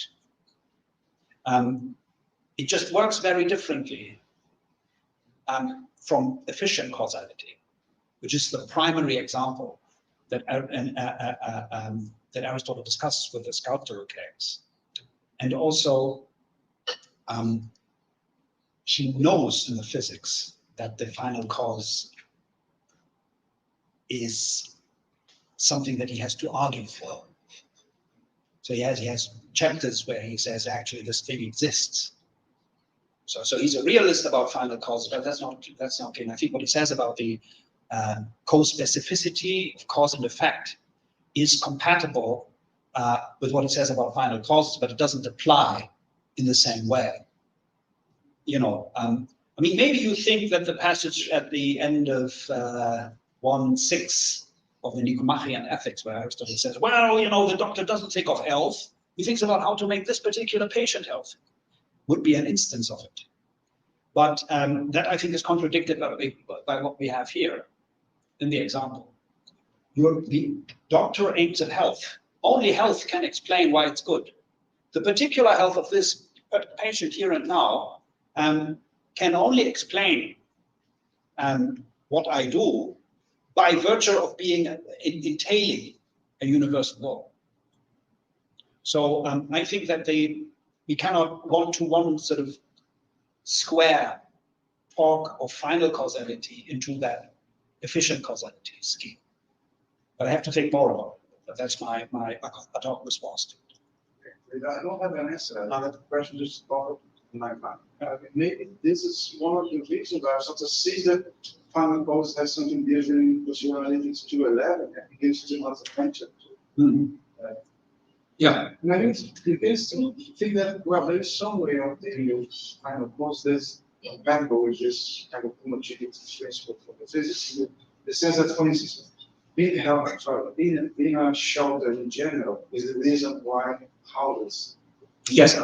Yes. And I was just to say about something like that. I mean, when I say that, you know, deliberation is creative and you have to think about how to realize your values, that sounds kind of fancy. But really, most of the things that we do are pretty stereotypical. I mean, let's not fool ourselves. We are pretty stereotypical. practical in many of the things that we do. And those are answers, those are all realizations of values. You know, I have lunch, you know, I realize a value, namely pleasure. Yes, and so on. It's pretty, everybody does that. I even do it at the same time as most other people do it, and so on. So when I was talking about why it's so hard to deliberate and so on, I was talking about hard cases. Most of the things that we do, we don't even have to deliberate about. But that doesn't mean that we don't realize values. We do. That's our life. Okay, our life is that, so far as we are human beings. And by the way, that's also very important. The ABC structure, again, is a claim about the structure of teleological events. It's not psychology.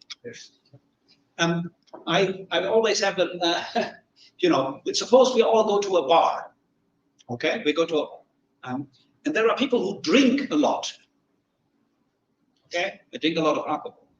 And then I go to them and ask them, why do you drink? And then people will come up with different answers. But if they really drink a lot, some of them will say, well, because I'm sad, or I was left by my partner, or I really love beer. And then the one who says, I really love beer is closest to the truth, to the Aristotelian truth, because he drinks because of pleasure. But if you tell people you are here because of pleasure, then the person who says, I'm drinking because I'm sad, will feel offended. Okay? So many people do, most of us, I would say, do things, and we don't know what the values are that we thereby realize. I think that's a very important observation. And it's a very Socratic thing to say. That's what Socrates basically says. But you're mindlessly pursuing wealth and honor, and you don't even know what it is. You don't even know that you're pursuing that. You don't. And you couldn't answer me if I asked you why is it good. And I think that Socratic point is preserved by Aristotle. So this is not a psychological claim about what people have in mind when they, you know, perhaps, I mean, medical doctors should know that because they have to do an oath, which coerces them to. But you know, even a doctor can, I think, forget why she or he is doing what she's doing. And that's okay. Point is, that is the structure. Whatever it is that you do as an agent, this will be the structure, the teleological structure. You are guided by values, whether you know it or not. Otherwise, you wouldn't do anything in the first place. That was your question. We have another one. Paul had a question? Yeah. The true reason is again, true reason. Yeah. One with the first principle, which is the last thing that I. Yes. Yes. So that's intelligence. That's nous. So that's the first and the last somehow. Yes. Is it possible to have a state in the middle, or is the fact that the first principle is true, does guarantee that everything will work? The whole chain of deliberation, the transitivity is guaranteed. No, I mean only if we start from the assumption that we are talking about a true deliberation. So when here the whole idea is that's an idea of success. Desire can be shaped and attuned in the right way. That's right desire. Then we have the right teleological context. We have the right value and the right desire for that value. But we don't know what to do exactly. How to. That is what we have to deliberate about. And only if it's true deliberation will our conceptions of what the realizers are and what the means towards bringing about the realizers are be correct. We don't know this. We can't go awfully wrong.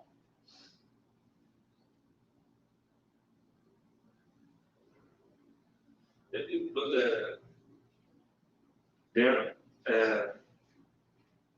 if there is a mistake in the middle, the first one, which is the last one, will be false. Yes. So I don't go to the hairdressers, I go to the swimming pool. Yeah. Oh, that's wrong. That will not make me rich.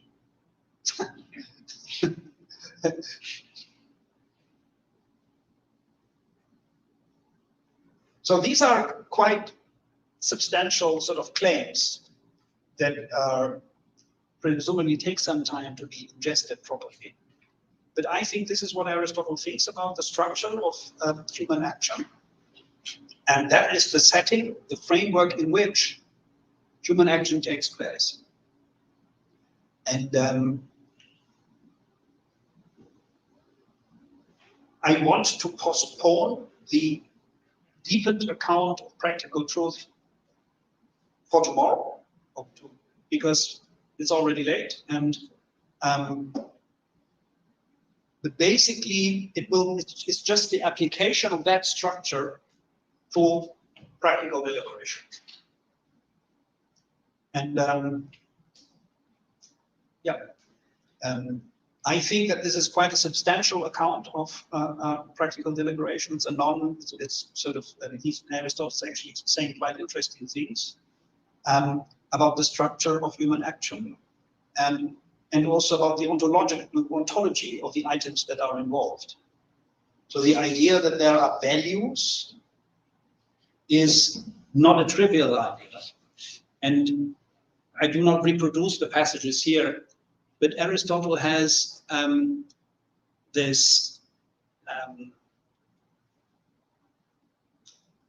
he has various formulations that actions are for the sake of something else. He says this quite a bit.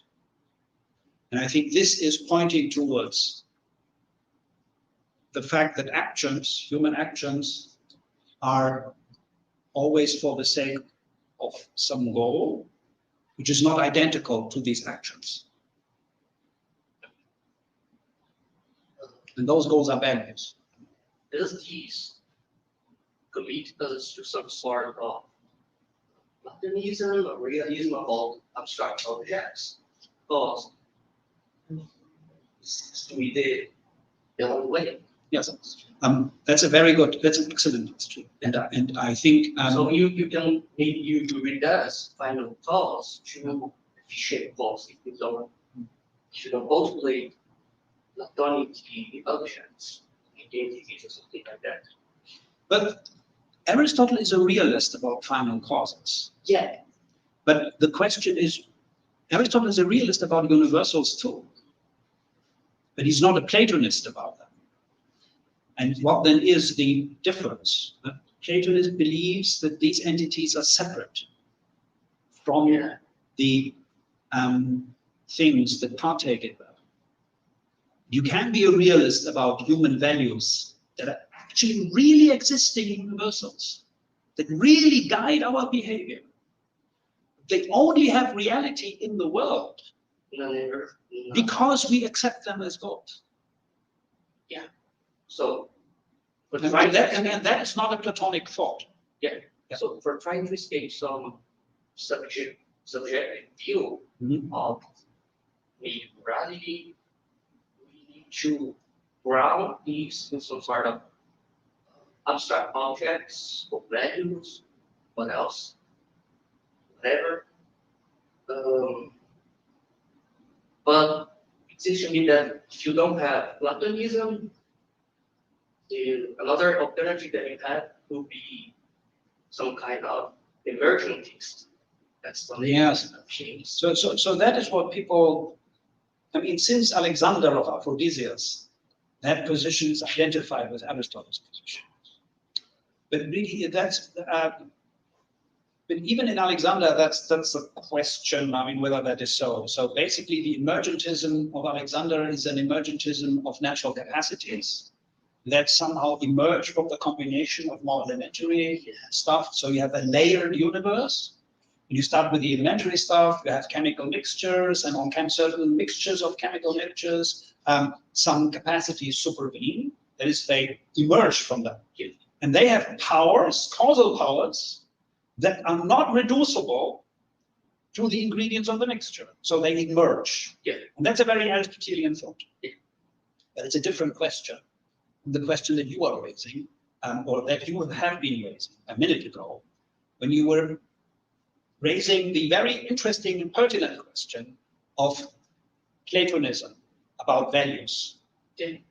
Because even on the linguistic surface, I was saying this repeatedly today and yesterday, Aristotle sounds like Plato.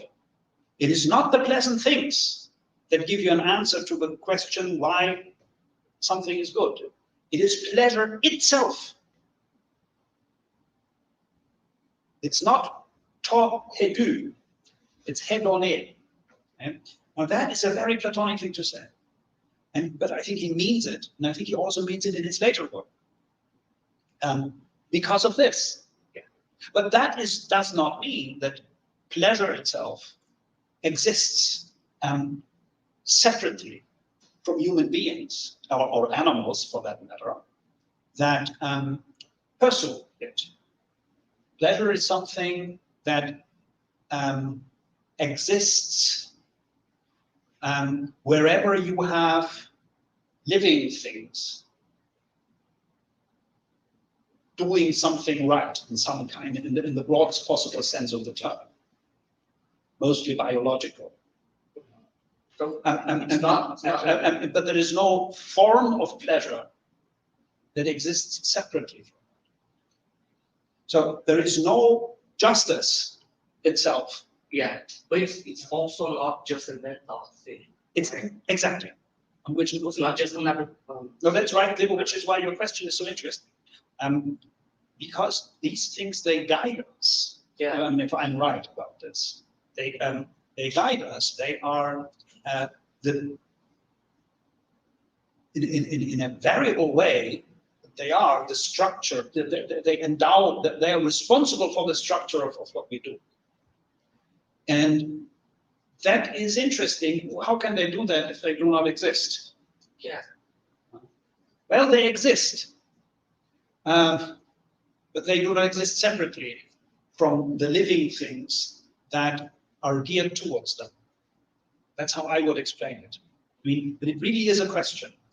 It really is a question. They cannot just be. I mean, Aristotle is a realist about values. He also is an eternalist about species.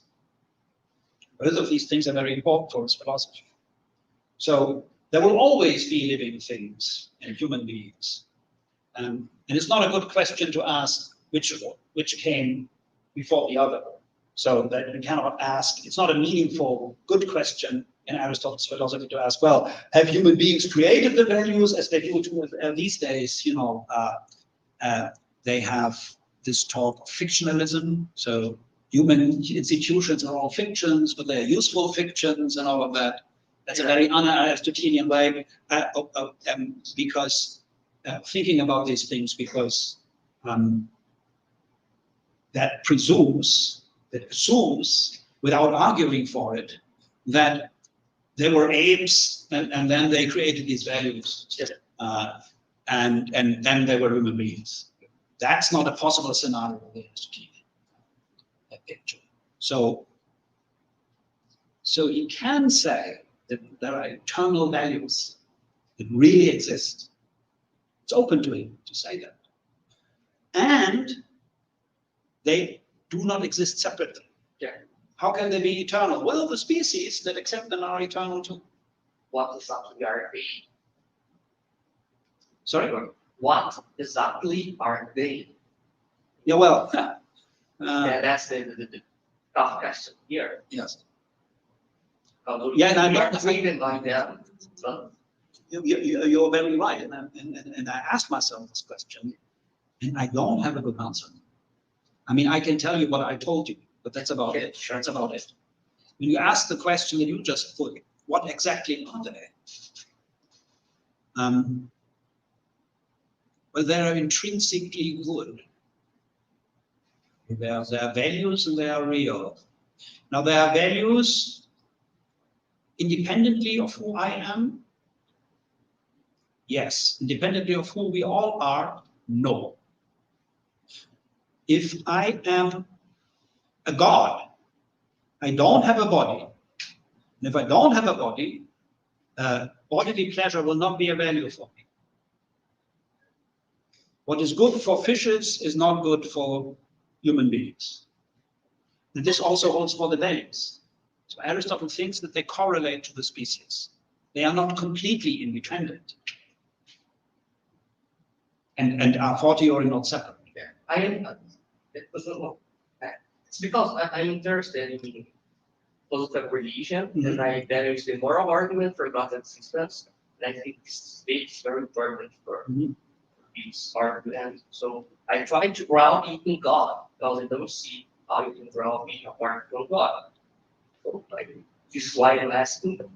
Yes, and my answer was, well, Aristotle is an eternalist about species. Yeah. Eternalist about the cosmos. And if you have a creationist creed, if you think of God as a creator of the world, then you have to tell another story. Yeah, sure. But Aristotle doesn't have to explain this with reference to God. Okay. I mean, he explains it partially also with reference to God, but that's not a creator God. That's a God that is the center of the order. That order does not change.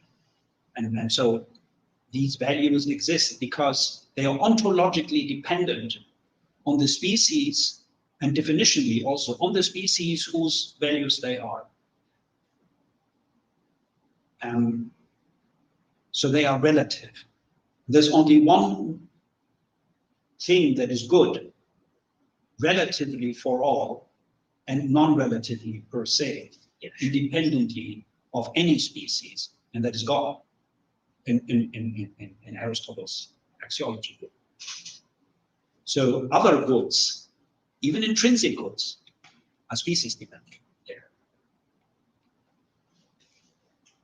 Thank you for your question. I think most excellent question. Thank you. All right, now we earn our end of the session. Or do you still have questions? I could go on for longer, but that was it. Thank you. Thank you.